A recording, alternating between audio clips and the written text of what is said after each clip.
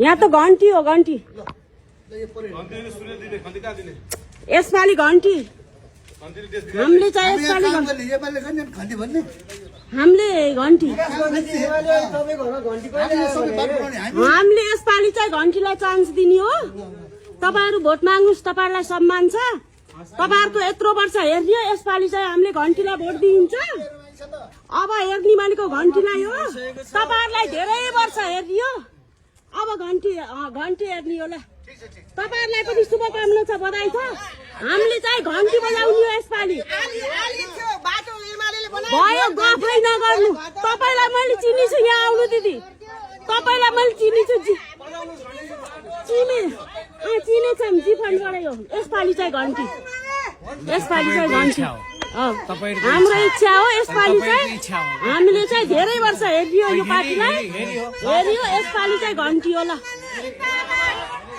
घन्टीलाई जय घन्टी, जय घन्टी, जय घन्टी, जय घन्टी, जय घन्टी। घन्टी आयो, घन्टी, घन्टी आयो, घन्टी, जय घन्टी। जति सुकै गर्ने हामीले त घन्टीलाई नै दिने हो। जे सुकै गर्नु ल।